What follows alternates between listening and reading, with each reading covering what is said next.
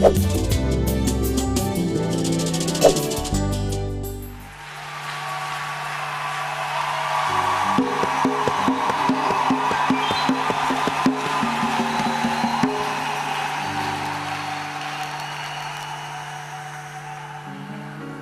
nous allons lire les Écritures dans Juges au chapitre 16.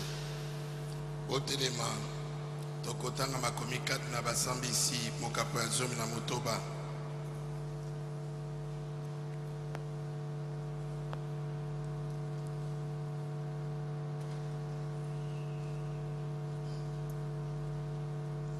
Le verset 28. Zela ya zom tukumbale na mwambe. Juge 16, 28. Basambisi zomi na motoba tukumibale na mwambe. Alors Samson invoqua l'Éternel et dit: Seigneur éternel, souviens-toi de moi, je te prie, ô Dieu.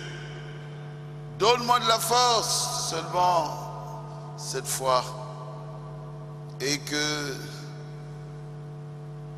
d'un seul coup je tire vengeance des Philistins pour mes deux yeux.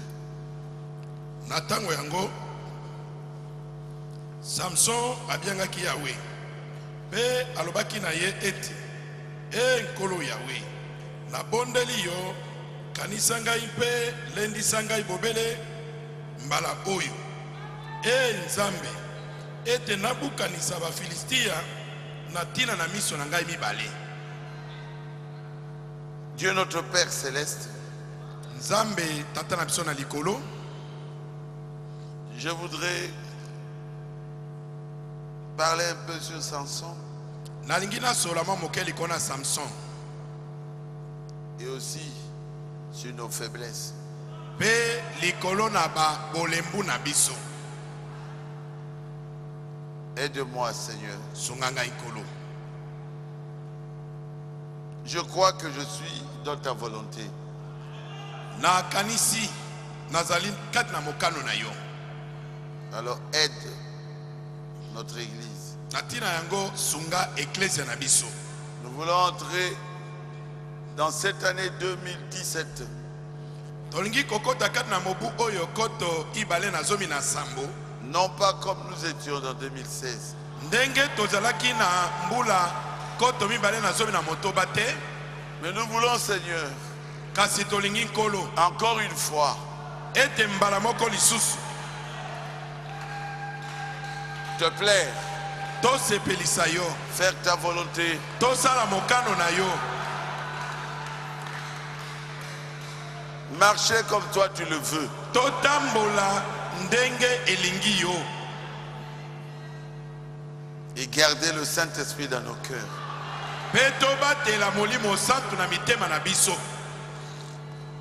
Bénis nos faibles efforts, Seigneur.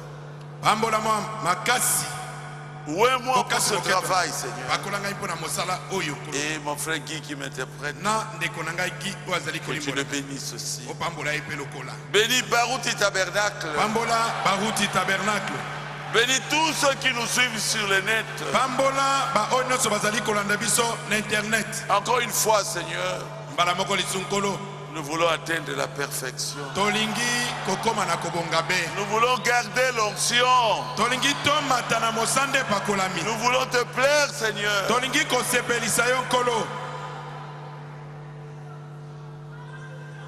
Nous nous remettons en tes mains. Ne regarde pas nos erreurs.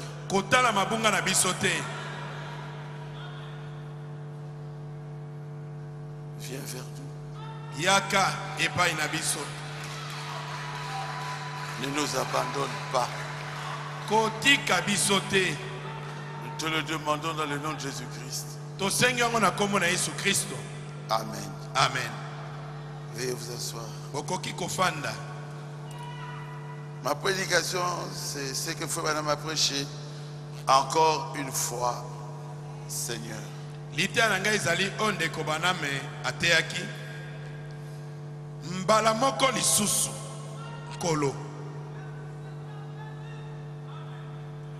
Il avait prêché ça vendredi 28 juin 1963.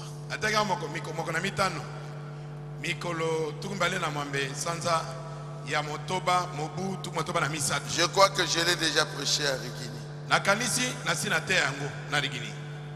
Quand je commençais à préparer la prédication, j'ai dit, oh, j'ai déjà prêché là-dessus.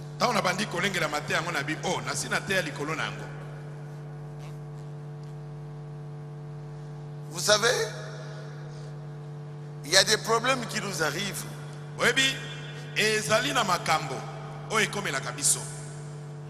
À cause de nos péchés. Et les problèmes nous arrivent. Les maladies nous arrivent.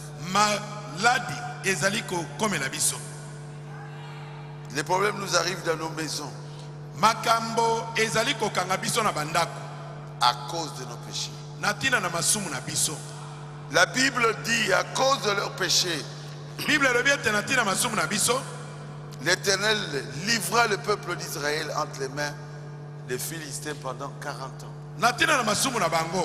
Yahweh akabaki ba Israël na maboko na ba Philistia mbula tuku mine à cause de leurs péchés. Pona masumu na bango. C'est Juge 13. Ezali na basambisi zomi na misato. Verset 1. Nzela liboso. Les enfants d'Israël firent encore ce qui déplaît à l'Éternel. Bana na Israël basalaki lisusu ezalaki mabe na miso na Yahweh. Et l'Éternel les livra entre les mains des Philistins.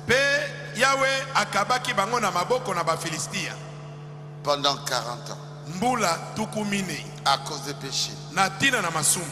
Les Philistins étaient plus forts qu'Israël. Ba Philistia ba komaki makasi koleka ba Israël. 40 ans. Mbula tukumine de souffrance. Ya minyoko. À cause de leurs péchés. Likolo na masumu na bango. Mais il y avait une femme pieuse qui était stérile, qui était la femme de Manoach,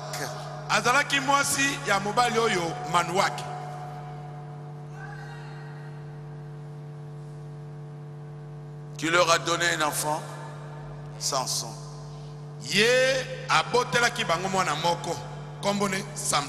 Cette femme priait tout le temps. Oh Dieu, ne m'abandonne pas. Oh Dieu, ne m'abandonne pas.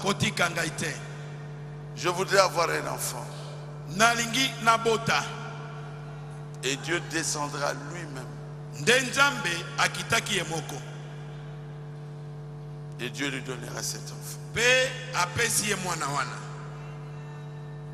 Il lui a dit, le rasoir ne passera pas sur la tête de l'enfant.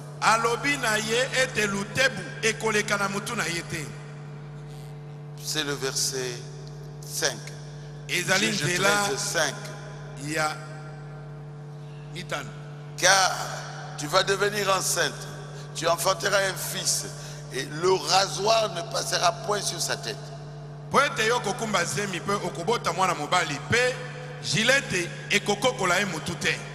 Parce que cet enfant sera consacré à Dieu dès le ventre de sa mère.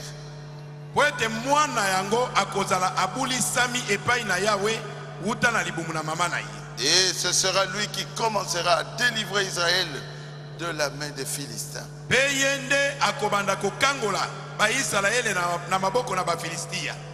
Et quand Samson est né, sa mère lui a dit tout ça. Tu es un enfant spécial. Tu étais béni dès le ventre de ta mère. Toi, tu vas délivrer Israël de la main des Philistins. Ne divulgue pas ce secret. Ta force se trouvera dans ta chevelure. Ta force se trouvera dans la parole de Dieu. Ta force se trouvera dans le Saint-Esprit. Dieu doit être en toi. Que personne ne coupe tes cheveux. Et garde ça comme un secret. Le secret de ta force. Le rasoir ne passera jamais sur sa tête. Tu as dit oui maman, j'ai compris. C'était un enfant fort. Très fort. Avec une force hors du commun. Avec une force légendaire.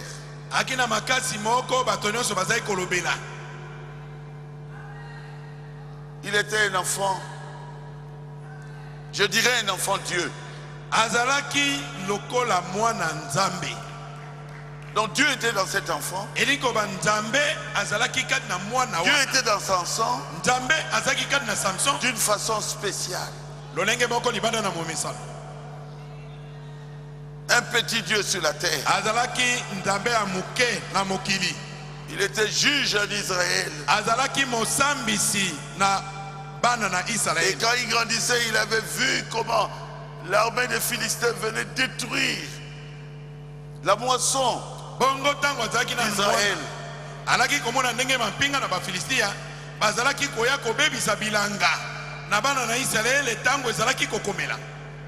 Il a supporté ça. Mais quand il a grandi, il a dit non. Il commençait à frapper sur les Philistins. Il a tellement frappé sur les Philistins. Les Philistins ont réclamé: arrêtez-moi ce monsieur. Vous-même les Juifs, arrêtez-le. Et donnez-nous ce monsieur. Et les Juifs l'ont arrêté. Et les Israéliens ont donné leur, je dirais, leur juge aux Philistins.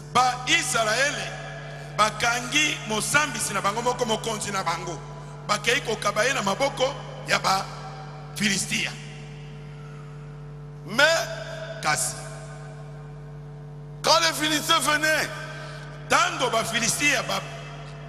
alors qu'il était ligoté par son propre peuple, pour lequel il était venu pour les libérer,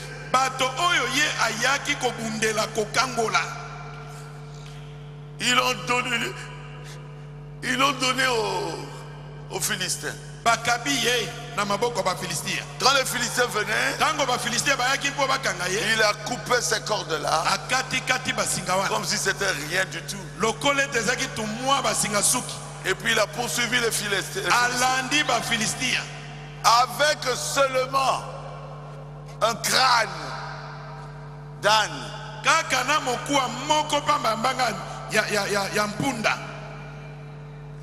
Il a tué 1000 Philistins. Et les Philistins avaient des casques.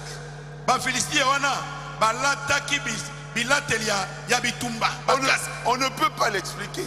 Quand il prenait la mâchoire d'âne, quand il tape sur un Philistin, c'est la tête qui s'écrase. Il avait une force extraordinaire. Et après il a commencé à chanter. Avec simplement un crâne, j'ai tué 1000 Philistins.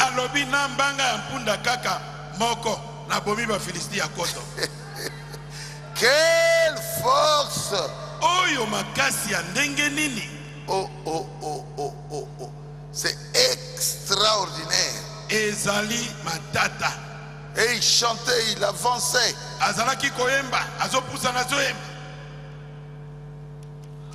Et l'armée des Philistins n'existait plus. Ils ont fui. Lui, une seule personne, représentait l'armée d'Israël. Samson était l'armée d'Israël. Quelqu'un peut dire Amen. Amen. C'est dans Juge 15 verset 16. Samson lui-même cria. Samson yemoko aganga. Avec une mâchoire d'âne. Na mokwa yambanga ampunda. Un monceau. 2 monceaux. Avec une mâchoire d'âne, j'ai tué 1000 hommes. Yemoko agangi. Alobi ndambu moko ndambu mibale. Na mukwa yambanga ampunda na bomi bato koto mobimba. Et pendant qu'il criait comme ça, il chantait. Tango azo ganga bongo. Le reste de l'armée des Philistins. Bato na mapinga na Israël fuyez. Ya Philistia. Oba tikalaki bakimi. Quel homme? Oyo mobali ndenge nini? Comment on peut expliquer ça? Ndenge nini tokolimbola yango? Dieu, Nzambe, lui avait donné cette force-là. Nzambe ne apesaki ye makasi wana. Et Dieu était avec lui. Nzambe azalaki elongo na ye. Et une fois il marchait. Mala moko azali kotambola. Il se trouvait en présence d'un lion. Akutami liboso na nkosi. C'était pas un vieux lion. Ezalaki mobange na nkosi te. Non. Un lion, vraiment lion. Nkosi penza solo nkosi. Jeune lion. Elenge nkosi. Il le déchira. Akangiye apasoli avec ses mains nues. Na maboko ne mibale boy. Essayez de déchirer les lions avec tes mains. Essayez. Yo mekanan. Opasola nkosi na maboko na yo ka bongo. Un lion qui saute sur toi. Nkosi aya pumbwili yo. Tu prends ce lion-là par la bouche, tu déchires. Allez, yo comme si c'était un papier. Okangie na munoko pasoli lokola lokasa yakai. C'était un homme fort. Azalaki mobali moko. Très fort. Elombe. Cette force venait de l'Éternel. Makasio ezalaki na ye eutaki na Yahweh. Amen. Amen. Ça vous fait du bien. Et après, Nasima. C'est dans Juge 14. Il a dit non. Je veux de l'eau. Dieu ouvre la pierre et l'eau coule. Et il boit. Alobi na yoki posa komela mai. Mbala moko nzamba fungoli libanga mai ebimi Samson ameli. Ah, quel genre d'homme il était. Lolenge ya moto nini oyo ya azalaki. C'était un grand homme de Dieu. Azalaki moto monene ya Nzambe. Et Dieu l'écoutait. Pe Nzambe azalaki koyokai. Et Dieu était tout près de lui. Pe Nzambe azalaki pene pene na ye. Personne ne pouvait être plus fort que lui. Vous êtes avec moi? Est-ce que vous êtes avec moi? Une fois, il était chez les Philistins. Dans la maison d'une prostituée. Les Philistins ont dit aujourd'hui nous l'avons. Aujourd'hui c'est terminé. Et des milliers de Philistins sont venus vers lui.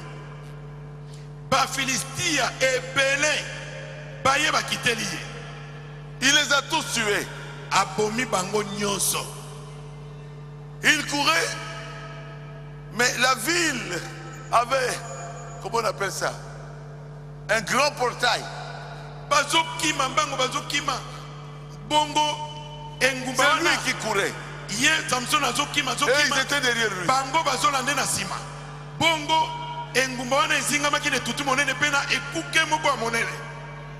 Je ne sais pas si vous imaginez les choses. C'était le portail de la ville.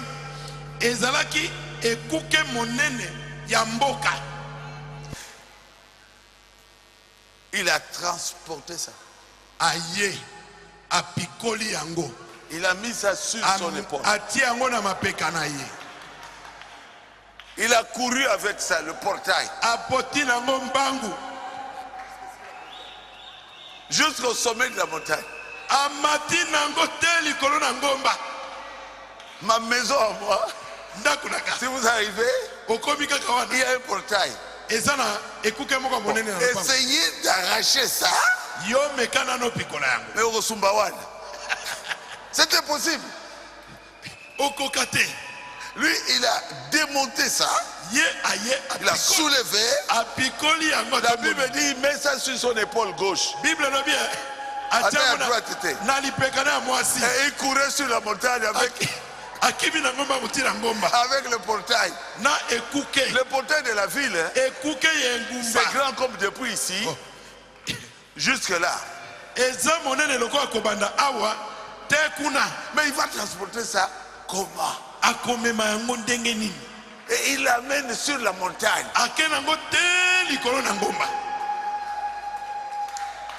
Quel genre d'homme il était? Quand Dieu est avec toi, quand tu as le surnaturel, les gens ne comprendront pas ce que Dieu fera avec toi. Juge 16, 3. Ah, Jésus.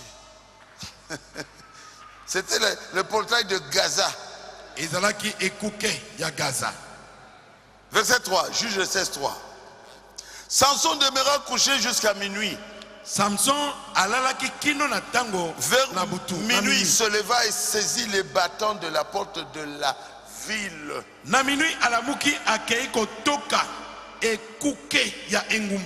Et les deux poteaux les arracha avec la barre. Les mit sur ses épaules et les portant sur le sommet de la montagne.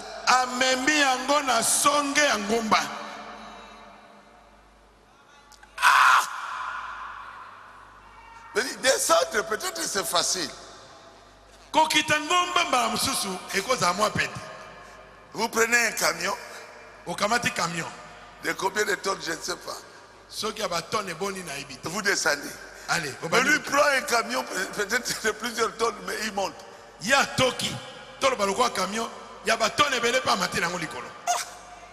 Mais ce n'est pas un camion, c'est plus lourd que le camion. Mais il ne descend pas. Mais il monte jusqu'au sommet de la montagne. Quelle force! Vous êtes avec moi?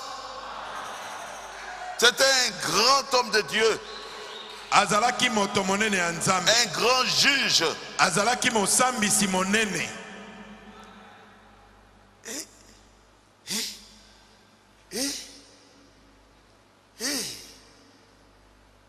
Les princes de Philistins, les rois.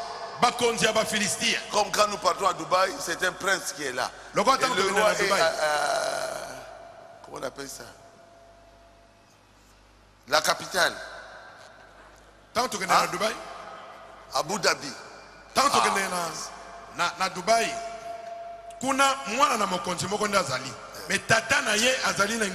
Les princes se sont réunis. Cet homme-là, nous ne savons pas. Nous ne saurons pas. Nous ne savons pas d'où vient sa force. Ils ont fait vraiment une réunion. Ils ont commencé à l'étudier. Voilà. Voilà. Il a fait ça. Il a attrapé des renards. Il a brûlé nos champs. C'est comme les 300. Vous allez attraper les renards comment? Mais ça, c'est pas un homme. C'est un Dieu. Mais il doit avoir un secret. Nous devons faire tout pour connaître le secret.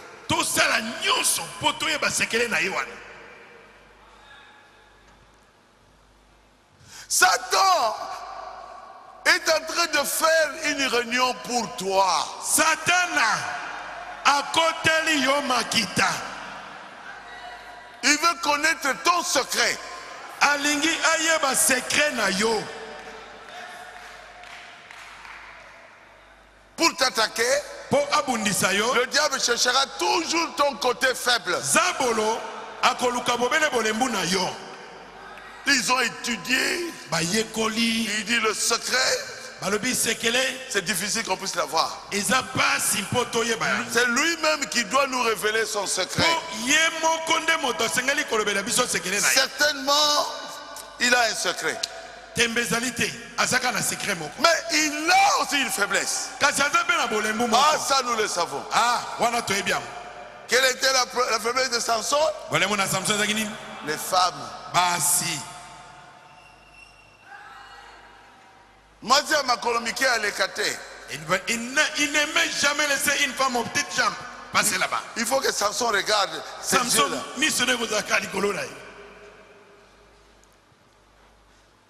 Oh, j'aime cette femme-là philistine. Ah. Oh. Son père et sa mère. Juge 14. Ils ont dit, verset 3, son père et sa mère lui dirent, n'y a-t-il point de femme parmi les filles de tes frères dans notre peuple? Est-ce que basi bazangi kat na bana basi ya bandeko na yo awa na libota na biso que tu ailles prendre une femme chez les Philistins poyo kende kobala mwasi epai na ba Philistia qui sont incirconcis ba oyo bazali bisute? Est-ce qu'il n'y a pas de femmes ici à l'église? Est-ce que awa na losambo na biso basi bazangi pour que tu ailles prendre les femmes de Philistins? Poyo kende kobala bana basi ya ba Philistia? En aucun cas. En aucun cas. Son père, sa mère, on dit non. Ils ont dit non, ici je ne vois pas de belles femmes. Là-bas les femmes sont avec les autres comme ça. Comme ça. Et finalement il n'y en a plus. Et ils mettent, je ne sais pas, n'importe quoi ici. Rouge, chocolat, noir ou rien. Allez, crayon, il y a rouge, il y a vert, il y a bleu, et il dit, ce sont ces visages-là que j'aime. Samson il dit non. En aucun cas. Frère Branham a dit en aucun cas. Samson. Ces femmes-là sont belles peut-être de visage. Mais ces femmes ne sont pas belles de l'esprit. Mais ils n'ont pas le Saint-Esprit. Tu souffriras. Ils vont te tuer. Tu es notre armée, Samson. Dieu m'avait dit, c'est toi qui délivreras Israël de la main des Philistins. Comment tu vas encore aimer leurs filles? Maintenant les princes philistins, allez, ils ont compris. Il a aimé telle femme. On a eu certains problèmes là avec l'énigme. Bon, et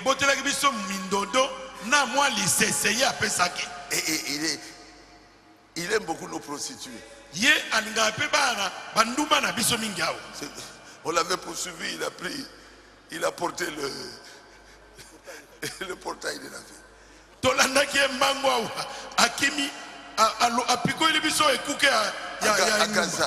À Gaza. Et puis il s'est marié avec notre fille. La jolie là. Toujours les Philistines. Mais c'est facile. Bon, tout le monde est peut-être. Nous avons la plus jolie. Dalila. Dans ma Bible, on l'appelle Delilah. Je suis allé dans les dictionnaires, même le dictionnaire des païens, on l'appelle Dalila. Quand Dalila marche, pour arriver là-bas,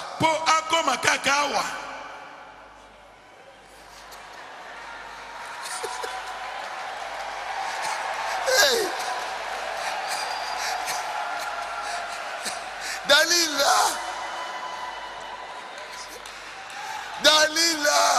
Dalila, c'est elle qu'il faut. Et on avait choisi Miss. Miss de Philistin. Miss, ne regardez pas derrière Dalila, pardon, c'est fini, vous commettez un péché.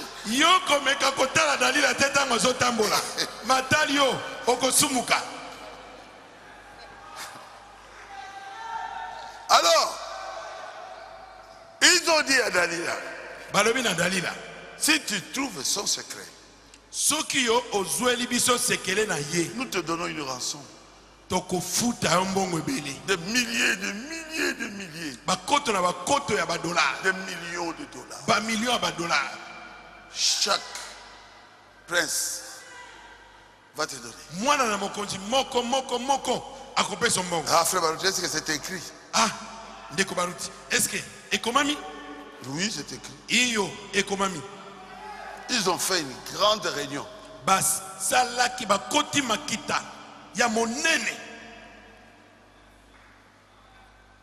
Ils connaissent tes faiblesses. Ils savent que quand tu as le Saint-Esprit, tu es fort. Mais quand l'onction te quitte, ils sont derrière toi.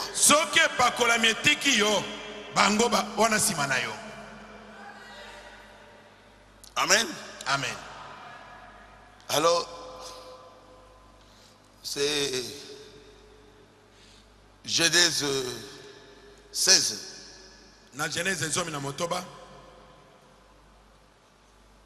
Et Juge 16. 5. Les princes des Philistins montaient vers elle. Qui? Dalila. Des princes, donc des rois. Ils vont consulter une femme prostituée. Et lui dire, flatte-le. Pour savoir d'où lui vient sa grande force.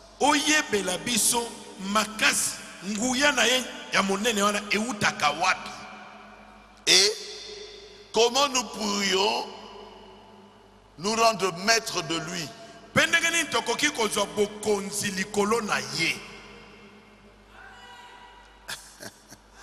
Et nous te donnerons combien? Chacun 1100 cycles d'argent. Bongo tokopesa yo moko na biso awa badolare koto na mokama na moko na biso. Et d'ailleurs il a dit c'est rien. Aucun homme n'a jamais résisté à ma beauté. Faut voir comment Dieu m'a créé. Je suis belle. Je peux faire tomber tout le monde. Dis, amène-nous ce monsieur-là. Son secret. Nous voulons connaître son secret. Ah.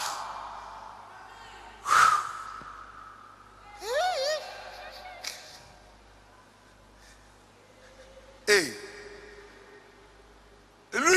déjà cette faiblesse-là. Yé Samson, ezalaki déjà bolembu na ye. Mais quand une femme se donne, c'est fini, non? Si moi si yewana aye komika ba ye moko. Et c'est lui. Samson, tu es un homme fort. Oui, moi je suis une femme belle. Je dois être avec un homme fort. Oui, je te mérite. Parce que je suis belle. Pour moi, tu ne pouvais pas avoir une autre femme que moi. Donc Dieu me donne, te donne Dalila. Nzambe na yonde moto akabeli yo Dalila. Dalila. Samson comment c'est ça? Vous êtes des pécheresses. Viens chérie. Qu'est-ce que tu peux dire? Pécheresse c'est quoi? Tu étais chez la prostituée telle, non? On connaît ta vie. Moi je suis plus jolie que cette prostituée. Et finalement, elle a gagné qui? Samson. Alongi motema ya Samson. Quand un homme aime, tango mobali alingi, c'est fini. Esili. Wajik. Esili. Boshil. Esili. Amen. Esili. Quand un homme aime, tango mobali ou une femme aime, to tango mwasi asi alingi, c'est fini. Esili. Elle peut même se brûler. Akoki ata komi tumbamoto. Pour moi, c'est cet homme-là seulement. Pour nangai kaka mobali wana mususu te. Pour Samson, pour na Samson, non. C'était la femme de sa vie. Alobi yende mwasi abomo inayi. Et Samson est allé faire le mariage. Samson kei kino kosa libala nayi. Avec Dalila. Na Dalila. Le fêté, je vous aime beaucoup. Toute ma vie. En aucun cas. Vous ne savez pas que le diable vous cherche.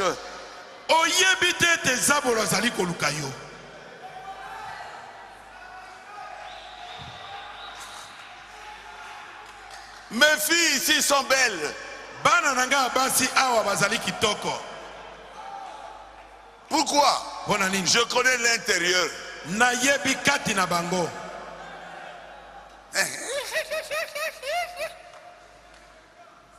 Et Samson était là.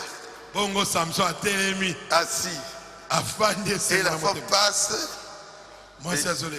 Jette cet habit. Elle passe. Elle jette cet habit là. Elle vient vers Samson. Elle danse comme ça.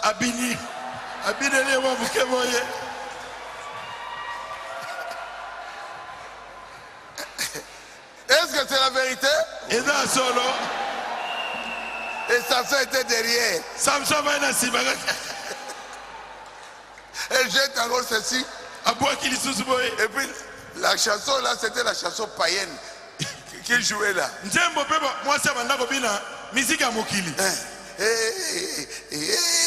Et Samson est content. Oh vraiment. Mais continue. Qu'est-ce que Wenge a sorti encore? Allez, continuez. Jusqu'à ce qu'il y avait seulement le bikini.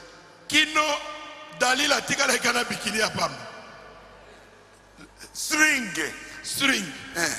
On m'a dit la string. Son cœur allait s'arrêter. Il dit, chérie, arrête, je vais mourir. Il dit, je ne vais pas arrêter. Dors ici.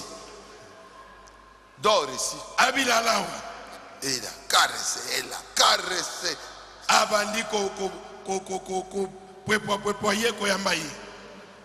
La femme poursuivait quoi? L'argent. Mbongo. L'argent. Mbongo. La femme-là n'avait jamais aimé Samson. C'était un défi. Contre le Saint-Esprit.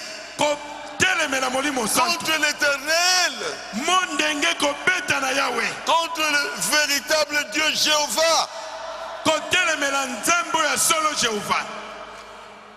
Oh Jésus. Oh Jésus. Ayez pitié de moi.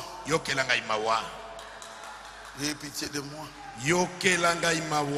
Chaque fois quand je lis ça, je pleure. Je dis Jésus, c'est quoi? Je veux connaître le secret de ta force.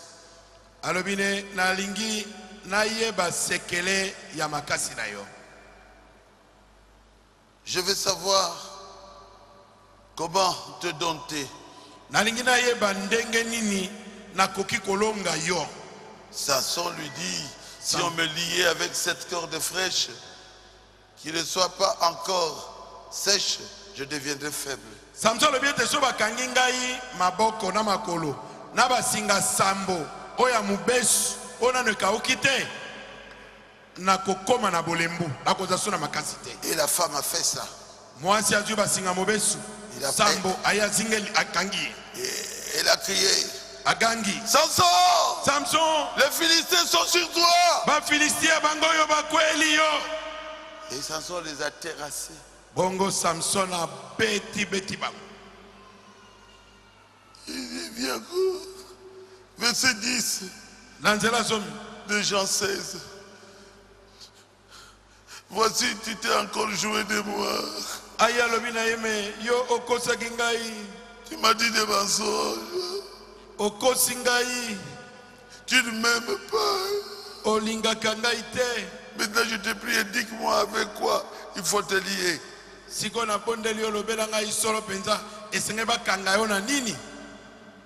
Ah, oh. Quelqu'un qui te dit qu'on va te maîtriser, on va te tuer.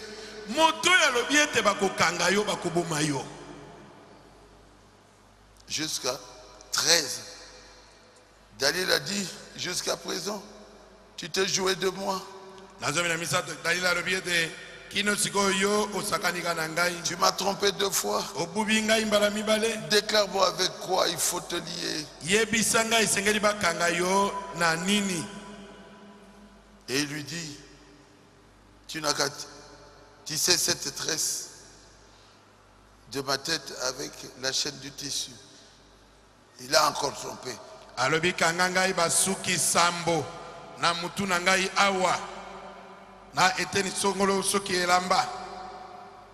Oh, Samson, les Philistins sont sur toi.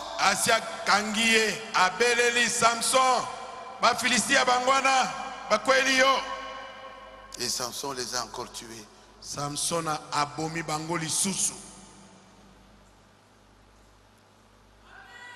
16. Juge 16. Comme elle était chaque jour à le tourmenter.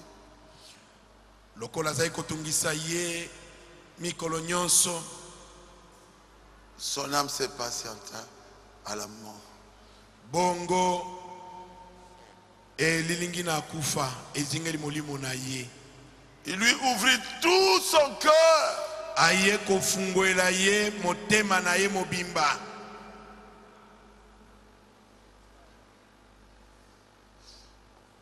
Il lui ouvrit tout son cœur. Afungwele motema mobimba. À une femme prostituée. Na mwasi andumba. Alors qu'il était lui l'armée d'Israël. Nzokande yenda zalaki mampinga mobimba na Israël. Et lui dit les rasoirs. Alobina ye gilette. Quand je préparais ça, j'ai beaucoup pleuré. Les rasoirs. Alobi gilette. N'a pas passé sur ma tête. Parce que je suis consacré à Dieu. Dès le ventre de ma mère. Oh Jésus. Oh Jésus. Il a livré le secret. Il a livré le secret. Que Dieu a dit à sa maman. qu'il devait garder. Et on lui a enlevé tous les cheveux. Et Dieu s'est retiré de lui. Perdez tout. Mais ne perdez pas le secret. Ne perdez pas le Saint-Esprit. Ne perdez pas la puissance de Dieu.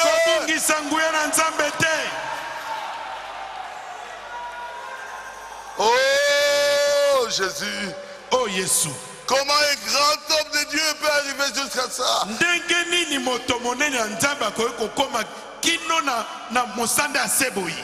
Encore une fois, Seigneur,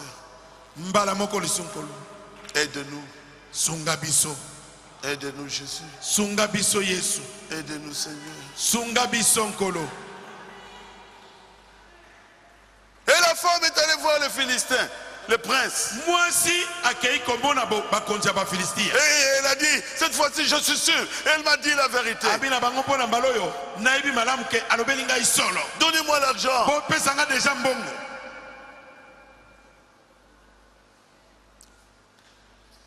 Et on a donné beaucoup d'argent. Si c'est aujourd'hui plus de 500 000 $. Et on lui a donné aussi un liquide. Quand il va boire ça, il va s'endormir. Ça s'est fait aussi aujourd'hui. On l'a endormi sur les cuisses de Delilah. C'est Delilah qui lui a rasé toute sa tête. Et c'est même Delilah qui a crié, les Philistins sont sur toi. Et il s'est réveillé. Il a dit, le Seigneur est avec moi. Non. Quand tu tombes, Dieu ne sera pas avec toi. Et Dieu s'était retiré de lui. Il a essayé. Avec tous les muscles qu'il avait. On l'a attrapé. La première des choses, on lui a crevé les yeux. Un prédicateur incapable de reconnaître le message de Frère Branham. Le diable lui a crevé les yeux. Incapable de voir la vérité. Malgré tout ce que Dieu fait, le diable lui a crevé les yeux. Encore une fois, Seigneur. Encore une fois, Seigneur. On lui donnait un travail. Il souffrait. Mais les cheveux continuaient à repousser.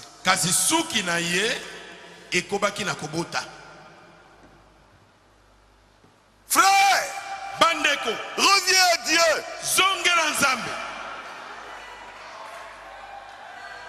C'est le temps de recommencer. C'est Dieu qui m'a poussé à prêcher cette prédication.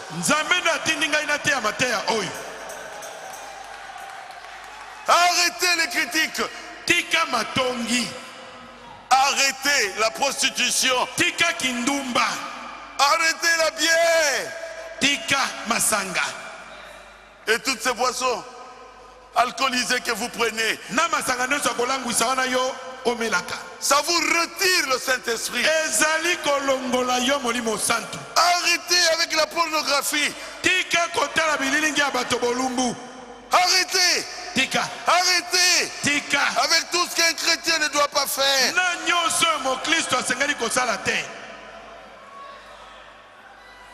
Arrêtez avec les mensonges. Arrêtez avec les vols. Arrêtez avec les critiques. Les cheveux sont en train de pousser. Tu n'es plus ce que tu étais avant. Dieu veut que tu puisses atteindre la perfection. Le diable doit échouer. Ta force doit revenir. Il n'est pas encore trop tard. Il n'est pas encore trop tard. Le petit garçon avait dépensé tous les biens de son père. Mais quand il était revenu, son père l'attendait. Ton père t'attend. Quand quelqu'un commence à critiquer, quitte cet endroit. Continue à marcher avec ton Dieu, avec le Saint-Esprit, avec la sainteté, avec l'amour, avec la joie dans le cœur.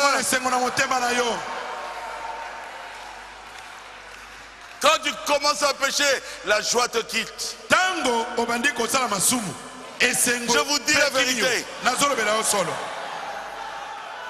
Oh, mariage et divorce, mariage et divorce. Reste avec ta femme. Je vous le dis, en tant que serviteur de Dieu, j'avais fait 2 jours. Dieu me disait de prêcher seulement ça. Nous voulons entrer dans cette année 2017 des hommes nouveaux, de bons chrétiens. Encore une fois, Seigneur. Le papa n'avait pas rejeté cet enfant. Ton père t'attend. Il veut que tu retournes vers lui. Son nom est Jésus. Il toque à la porte. Où es-tu, mon enfant? Ouvre le cœur. Abandonne cet homme-là. Dieu n'aime pas le péché.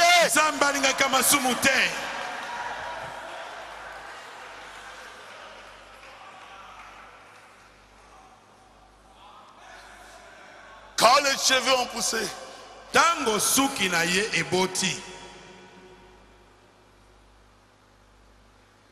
ils avaient fait une grande fête pour se moquer du serviteur de Dieu. Pour dire que Dagon, leur dieu poisson, a gagné Jéhovah, Elohim, l'éternel des armées.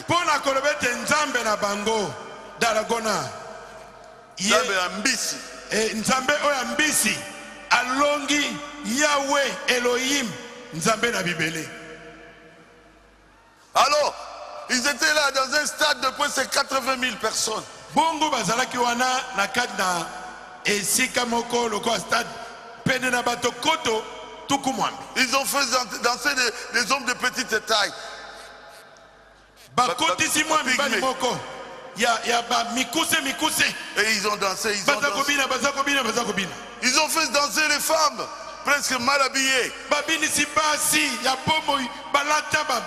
Tout le stade était en fête, avec à peu près 3000 chefs, de princes, de généraux, de généraux d'armée, de chefs de guerre. Ils voulaient voir celui qui les avait tués avant. Samson, humilié. Et on l'a mené là. Et Samson pleurait. Un enfant qui aimait beaucoup Samson, c'est lui qui le conduisait dans ce stade.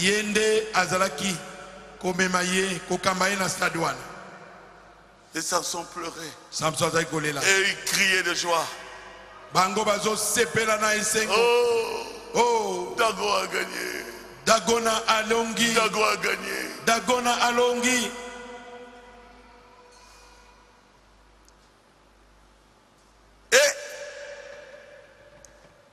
Samson dira à son petit enfant là. Bongo Samson alobina mwana moke wana bandai kotambusai. Conduis-moi entre les deux poteaux qui tiennent tout ça, tous ces stades. Abi memanga ina makonzimi katika na makonzimi bale oyo esimbi stade nyonso. Ils sauront que Dieu est vivant. Bongo bango bakoyebe te nzambe azana bomo. Mes yeux, je veux venger mes yeux. Je veux venger le Dieu d'Israël. J'ai demandé pardon à Dieu. Je me suis repenti. Et mes cheveux ont repoussé. Amène-moi à toucher ce poteau-là. Et eux, ils criaient de joie. Avec du vin. Et ils mangeaient. Les gens passaient avec de l'eau pour leur vendre. Et des personnes qui mangeaient aussi avaient des pains à manger, ils regardaient là-bas. Et ils s'est moqué du Dieu d'Israël. J'ai besoin de vous. Priez beaucoup pour moi. Que Dieu me garde sur le droit chemin. Je vous ai montré le Dieu d'Israël. Certainement le diable doit faire déjà des réunions contre moi. Mais il ne saura pas me vaincre. J'ai un peuple qui prie pour moi. Il ne saura pas me vaincre. J'ai Dieu qui s'appelle Jésus. Il ne saura pas me vaincre. Le diable est tout faible.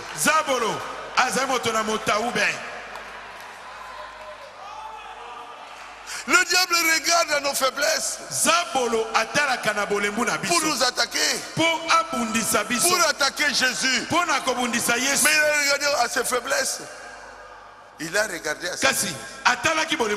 Quel était le côté faible de Jésus? La nourriture. C'est William Branham qui l'a dit. Le diable a dit, voici le pain. Non, hein? Les pierres. Transformer ça. Jésus a refusé. L'homme ne vivra pas de pain seulement. Même si tu n'as pas l'argent, garde ta virginité. Le diable me dit, agenouille-toi devant moi. Je te donnerai la gloire. Ça m'appartient. Jésus a dit non. Il a refusé. On ne peut pas adorer un homme, on doit adorer Dieu.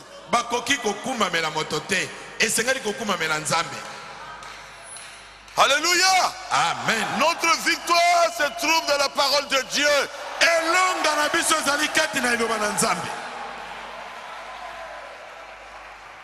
Tout homme a une faiblesse. Il faut garder quoi ça? Le bouclier du côté où tu es faible.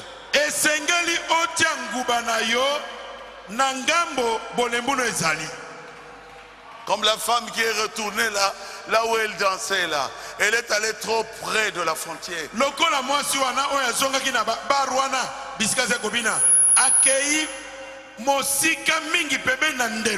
près de la frontière. Quand tu connais ta faiblesse, sois loin de cette faiblesse-là. Mets un bouclier pour que tu ne puisses plus tomber.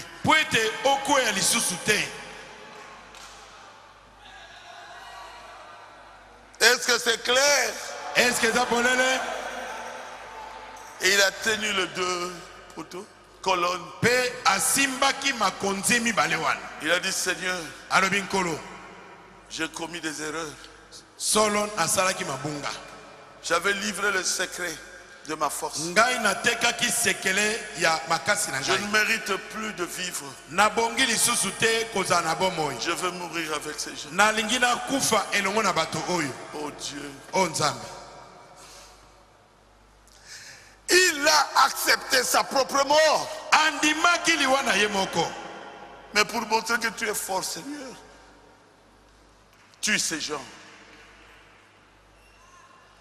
Je veux montrer que tu es fort. Tue tout le monde. Donne-moi la force. Je veux briser ce bâtiment. C'est comme ça qu'ils avaient fait leur stade, qui reposait sur les deux poteaux, alors que c'était grand. Si ces deux poteaux s'écroulent, c'est terminé pour le stade. Et il a bousculé les deux poteaux. Ils ont bougé.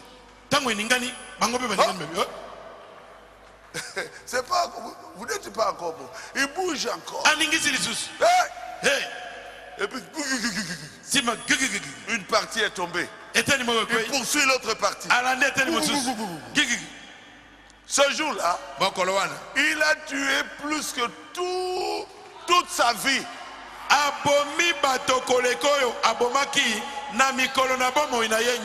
Dieu ne te laissera pas. Si tu reviens à lui, tu seras encore fort, même plus fort. Pourquoi? Parce que Dieu a un travail avec toi. Il veut sauver quelqu'un par toi. Tu dois abandonner un mauvais caractère. Tu dois abandonner la colère. Tu dois revenir à Dieu et changer ta marche. Changer ta marche. Que 2017 soit différent de 2016.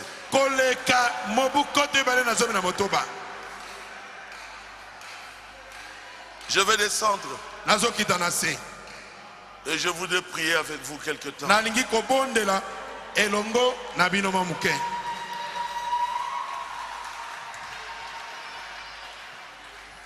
Vous croyez que Dieu peut répondre à la prière?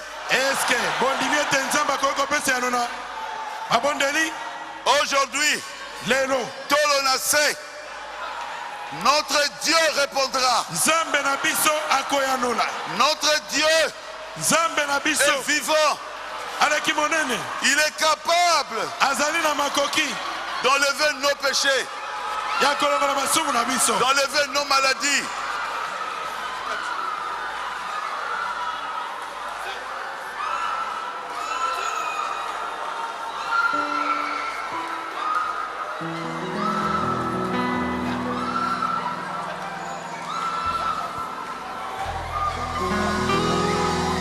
Capable de nous changer.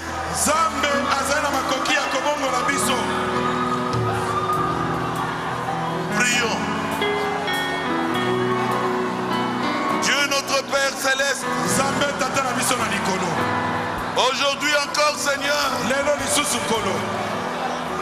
encore une fois, Seigneur, nous voulons revenir à toi. Comme au temps de Samson, pardonne nos péchés. Pardonne nos péchés.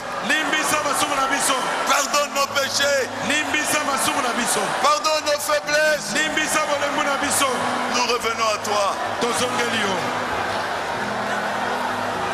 Parlez à notre Dieu. Parlez à notre Dieu. Parlez à notre Dieu. Dites-lui là où vous avez été faible.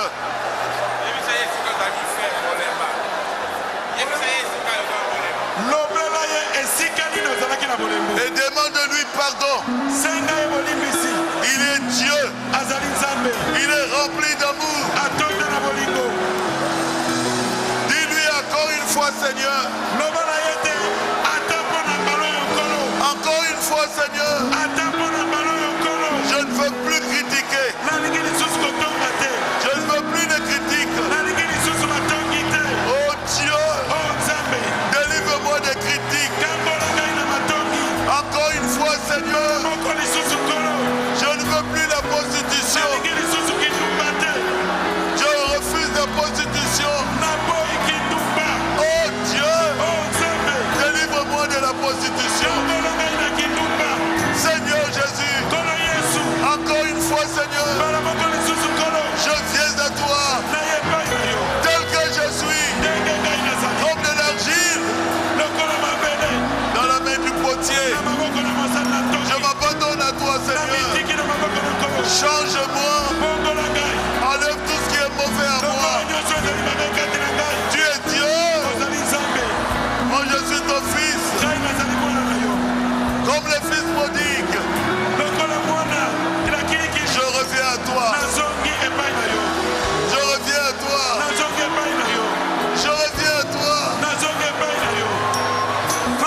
Seigneur. Change-moi, Seigneur. Dans l'année 2017, 2017, que je sois une personne complètement changée. Je me remets entre tes mains.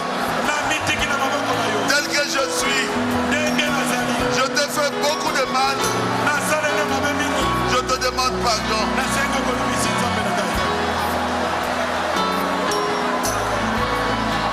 Priez. Priez. Parlez à Dieu.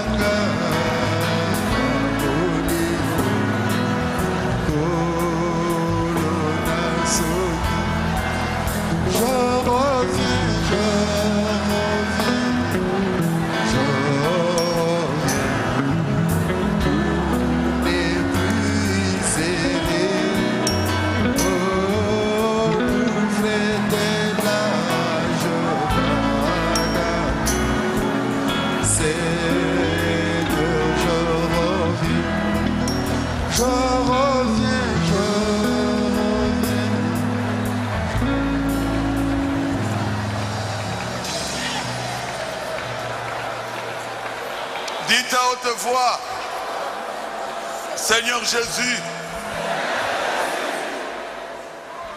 encore une fois aujourd'hui, je te redonne ma vie. Fais de moi ce que tu veux. Dans cette année 2017, je veux te plaire. Je veux marcher avec toi. Sans hypocrisie. Viens dans mon cœur et vis en moi. Au nom de Jésus. Amen.